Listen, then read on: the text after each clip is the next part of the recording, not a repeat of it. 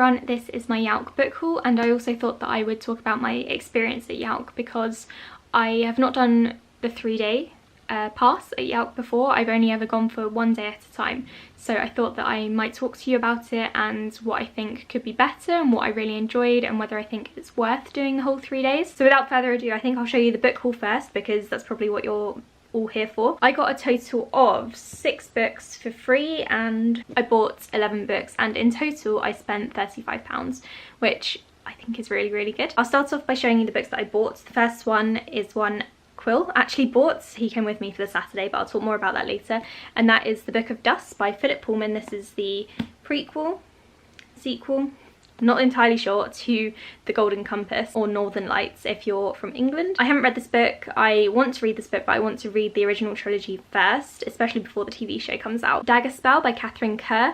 This is a fantasy book. I think it's adult fantasy. It's about a guy called Nevin who's a sorcerer and he's waiting for someone to free him from his prison, and a girl called Jill who's the daughter of a silver dagger. Silver daggers are people who fight people for money, and I guess the two of them meet and stuff goes down. This originally came out in the 80s and it's recently been republished. I'm really looking forward to reading this one. Don't know much about it, to be honest, but it was there for £5. Crowfall by Ed MacDonald. This is another one of Quill's books. I haven't started this trilogy yet. The first one is Ravencry, but I have been meaning to for 2 years now. So now that I finally have the whole trilogy, I might as well start it. Sea Witch by Sarah Henning. This is a retelling of Ursula and the Little Mermaid, or more of a prequel, really, I think. I've started it, which is why the bookmark's in there. I've only read 1 chapter so far, but it's basically Ursula's origin story, and I have to read it very soon because the sequel's coming out on the 6th of August and I need to recap it for Recaptains. Renegades by Marissa Meyer. This is the first book in her series. I can't remember what it's called, but the 3rd book is coming out in November, so this is another one that I need to recap. I did originally receive this one for review as an e-arc, but I decided to go ahead and buy it because it was £5. All I know about this series is it's about superheroes. There are anarchists and renegades. I think one's superheroes or anti-heroes and the others are villains. It says Nova is on a mission for vengeance and Adrian has extraordinary abilities, and Adrian believes in Nova. I read Marissa Meyer's books before. I read her Lunar Chronicles series and really enjoyed them, so I'm looking forward to getting into this one finally. Red Sister by Mark Lawrence. I think this one's about nuns and assassins. I do want to read his other series first, which is Prince of Thieves, I think. Prince of Thorns, which I have here. I have a thing about reading authors' books in order of release, which is why I want to wait to pick this one up. But I've heard really good things about this series in particular, so I'm looking forward to reading both of those. The Bone Witch by Rin Chupeco. This is a fantasy book about the Bone Witch. It's about a girl called T or Tia, not entirely sure how to pronounce it, who is a Bone Witch, and she goes to study under a more powerful Bone Witch in order to enhance her powers and, you know, grasp them. Sorry, there was a car pulling up outside. And while all of this training is going on, war is brewing in the realm, the 8 kingdoms that there are. So I think as the series goes on, it will probably get darker and darker. I'm in such a fantasy mood lately and I've heard such good things about this book. I don't think I've ever seen a poor review of it. Furyborn by Claire Legrand, and this one is one that was so hyped up last year and I haven't seen anyone talking about the sequel, which is a shame. I was dying to read it and then I didn't see great reviews for it, but I read the back and I think it does sound quite good. It says it's about 2 young women who are centuries apart and it seems to follow both of them. The first one is called Raelle. She has to master the 7 elemental magic trials in order to become queen. And then 1,000 years later, it follows Eliana, is a bounty hunter, and then her mother vanishes, and I guess she goes on some sort of quest. And again, this is one that I need to recap for Recaptains, which is partly why I bought it. I also bought it because it was £5, and I thought it wasn't really wasting my money. I am really looking forward to this, especially because the 2nd book is out, so if I love this, I'll be able to get the 2nd book right away. The Blood Print by Alsma Khan, and to be honest, I'd never heard of this one until I saw it on the stall. I still don't know what it's about. I think there's a rebellion of some kind and it's an adult fantasy, I think, or YA fantasy, one of the two. But the reason that I bought this is because S.A. Chakraborty, if this thing would focus, blurbed it, and as you may know if you've been following my channel for a while, City of Brass is one of my new favourite books. I've read it twice this year already and I adore it, and the author of The City of Brass is S.A. Chakraborty. I think I'm going to love this book. I've not seen her blurb any other books yet. I'm dying to read this one and I'm super excited even though I haven't ever heard anyone talk about it. If you have read it, let me know in the comments below. And then the next two books that I bought were from the Harper 360 stand, and I got them both for £5, and they're both hardbacks, and I'm so pleased with myself. So the first one is Truly Devious by Maureen Johnson. This is about a boarding school for assassins, I think. Okay, it might not be assassins, it might be con artists, but this is the first book in a trilogy. I've been meaning to read it for the longest time. I really enjoyed Maureen Johnson's other book set in a boarding school in England, which was called The Name of the Star, but I didn't pick up any of her other books. For £5 I could not say no. And then I got Onyx and Ivory by Mindy Arnett, who's an author that I've had mixed reactions to, but this was £5 as well. I read her first book, which was The Nightmare something or other, The Nightmare Affair, and it was her debut. It wasn't great. I think I gave it 2 stars. Can't really remember much about it. And then I read Avalon, which was a science fiction book, and I loved that one. I never read the sequel. I should probably fix that.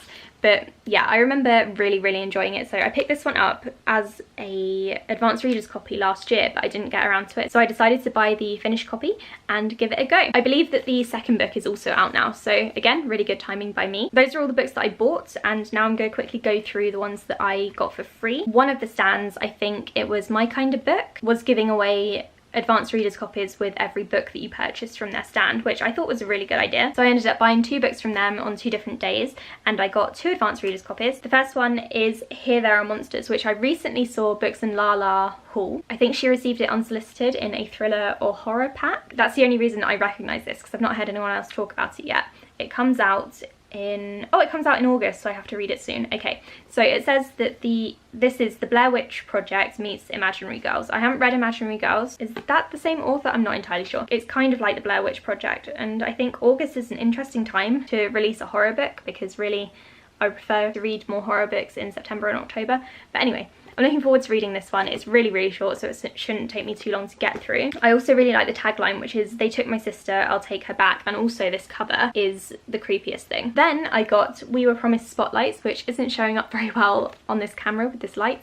This is coming out in March 2020, and I love the sound of this one. So it's a YA contemporary about a girl called Taylor who is going to be homecoming queen, and she's kind of expected to become super successful when she's older. She's going to apparently become a dental hygienist and marry rich and all of that. But the only thing is, she doesn't want any of that. She hates dentists, and she's also in love with her best friend Susan. So this is queer YA contemporary. I'm really looking forward to it. It's also a debut, so this will be good for my debut author challenge next year. The next one is one that I won. It's the only book that I won throughout the weekend, which is a shame, but it's really exciting because it's Wilder Girls, which is a book that I've been very intrigued by. It came out in July in the US, but it's not coming out until April, I think, in the UK. It's about these girls who are at a boarding school on an island, I think, and all sorts of weird stuff starts happening to these girls. Like, they start getting mutations and weird things start to happen. Everyone, it seems, is reading this book, and everyone, it seems, has loved it. I don't think I've seen anyone on my Twitter feed or YouTube hate this book. So I'm really looking forward to reading it. Even though it doesn't come out until next year in the UK, I will be reading it very soon and maybe reviewing it if you're interested. The next book is one that I got for free because I was one of the first 100 people to buy a book from their stand, and that is What She Found in the Woods by Josephine Angelini. Obviously this is an advanced reader's copy. It came out on the 25th of July in the UK, so it's a bit late, but I will be reading it soon. I actually got 2 copies because someone shoved the second copy into my hand because they weren't really interested in it anymore. So I'm giving one of these away on my Twitter. By the time this video goes out, the giveaway will still be going, so go and check out my Twitter. I will leave a link to the tweet below so you can go and retweet it. I'm not entirely sure what this book is about. I just know it's a YA thriller, and I'm really in the mood for thrillers at the moment. Thriller-a-thon is coming up in August, so I'll be participating in that and maybe reading this. And then finally, the next 2 books that I got were ones from the book swap stand. I took along 6 books, I think, that I was getting rid of, and I came back with only 2, so go me. The first one is I Am Thunder. I've had my eye on this book for the longest time. I keep meaning to buy it, but I just never got around to it. Mostly because I feel like the marketing in the UK has not been the best for it. However, I saw it on the stand, so I picked it up. I was literally just talking to Justine about it before I saw this on the shelf, so it's really exciting. And finally, the last book that I got for free was Halcyon by Rio Yours. I have heard about this one, but I haven't actually heard what it's about. I just know that Paul Tremblay blurbed it. I really like Paul Tremblay's books for the most part. It sounds as though it's about a cult. I'm not entirely sure because I don't like reading the synopsis of thrillers. Halcyon is a self-sustaining community and some new people move there and things get shuffled up. I think it sounds really intriguing. This might be a good one for Thrillerathon or maybe for October during Spookathon. And then I also got a ton of swag. I'm not going to show you absolutely everything that I got, but I did get some really beautiful stuff. So I'll show you a couple of things. These two things were from LFCC, not actually out, but I wanted to show you them. We got 2 coasters for our new place for when we eventually move. I got this really nice stone Deathly Hallows one, and Quill got this one, which is adorable. They go like so cute next to each other. We were going to get more, but then we figured we'd probably only ever use 2 of them. I got 2 posters, which are a tiny bit bent now, but I think I can probably flatten them out again. The first one is a quote from The City of Brass, and it says, "Greatness takes time, often the mightiest things have the humblest beginnings." And I love The City of Brass, I love this quote, it's fantastic. And then the second one is from The Poppy Walk, which is a book that I just finished and I knew I was going to love it, so I picked up this poster. And it says, "I don't believe in gods, I believe in power," which is Rin's quotes, and I love Rin. I love this quote so much because me. I need to stick these 2 up on the wall somewhere, I just don't know where yet, and when I move I will figure that out. I got a Penguin bingeable box set, which basically has the first chapter or sneak peek of all of these books back here. The ones I'm most interested in are American Royals, All the Bad Apples, because Justine read that recently. The Fountains of Silence, which I have an e-arc for, thankfully. I love Ruta Sepet's books, they're so good. And then I got a ton of samplers, and these aren't the only ones. I've got like more just in a bag. I got tons of samplers and things from publishers' upcoming books. This is one for Blood Air, which is that book that caused a lot of controversy a few months ago. A sampler of Pumpkinheads by Rainbow Rowell, which I wasn't going to pick up, but actually looking at this artwork I kind of want to. I'm going to read the sampler now actually because it looks quite good. Sampler of With the Fire on High, which I've been meaning to pick up. Sampler of A Little Hatred by Joe Abercrombie. I think this is the first chapter or first 2 chapters or something. I do have an e-arc of this one, so I probably won't read the sampler, but Quill will. These ones here are various publishers' upcoming books. I've got one for Hotkey Books, one for Usborne Books, one for Bloomsbury, and one for Harper 360. And what else was there? There was, oh, this little adorable badge for So You Can Keep a Secret. So that is all of my YALC stuff. This video is already quite long, but I am going to quickly talk about my YALC experience, just really briefly. I only have a few things to mention. So I went for all 3 days. The Friday was probably my favourite day because I was super hyped. However, getting in was a bit of a pain. So I arrived about 35 minutes early at 9:25, and the queue was already around the corner. Management of the queue outside was not the best. First of all, it was raining. I didn't really appreciate that, but the show masters couldn't really do anything about that. I just really didn't like how there was no one going along the queue to say that this was the queue for YALC, which meant that we had a lot of people queuing up for Comic-Con. And if the people in the queue didn't tell them, these people for Comic-Con got all the way to the doors only to be turned away, which slowed the queue down massively. And to top that off, there weren't enough staff at the doors, which was a pain. Another thing I really didn't like about the first day and also the second day was that there was one publisher who did a first come first serve giveaway. Considering most of the people were still shut outside when the event opened, I don't think that was very fair, and it also caused a massive rush because the giveaway was for Infinity Sun, which is obviously a super hyped up book. I was quite annoyed that even though I'd gotten there so early, a lot of people were allowed in before me and they managed to get this book. On the third day, this publisher did do a raffle, which was a lot more fair, still quite poorly organised, but more fair. I really didn't like that. I had a huge issue with it, not because I didn't get a copy myself. I actually have an e-arc of Infinity Sun, so it's not a big deal to me.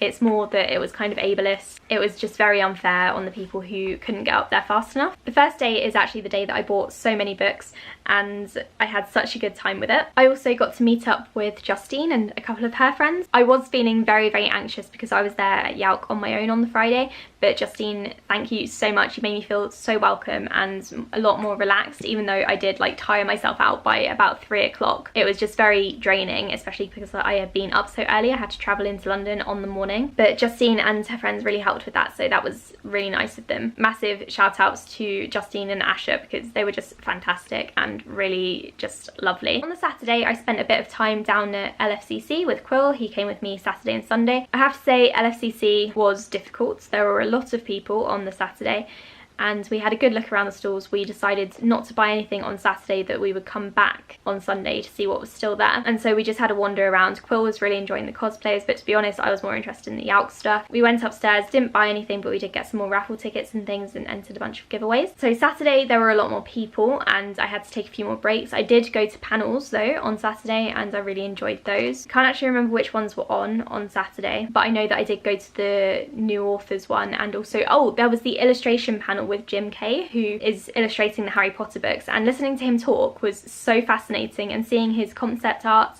and hearing about his process, I really enjoyed that. So I'd highly recommend going to one of his talks if he does any. And then finally on the Sunday, that was probably my second favourite day. I think Saturday was a bit too busy and hectic for me. Sunday was a lot more relaxed. There was a lot of sitting around, which I didn't love, but I did have books with me. And again, this is the day that I spent with Justine and Asher mostly, and Quill. I feel like we all got along really well, and it was just really nice to hang out with some bookish friends and meet some new people. Also, the books all went on sale. Some publishers were doing 3 paperbacks for £5, 2 hardbacks for £10. A lot of hardbacks were reduced to £5, which was great towards the end of the day. And then we ended up leaving around 3 o'clock. Having been there for 3 days already, I think that was enough books and bookish people for me. I just really wanted to get home and eat something that wasn't snacky. So that was my YALC experience. Would I go again for the 3 days next year? Yes, definitely. I probably wouldn't force Quill to come along for the 3 days because I think he struggled a bit with 2, but I think 3 days for me is great because the first day I can buy a ton of stuff and enter raffles, the second day I can talk to people and go to a lot of panels, and then the third day everything is discounted and I'm just like wrapping up some loose ends. I had a lot of fun at YALC. Again, thank you to everyone who was just so nice to me and made me feel a lot less anxious. I'm already quite looking forward to next year, even though I do still have blisters on my feet and my feet kind of ache a little bit. Thank you all for watching this video. I'll speak to you on my next one. Bye!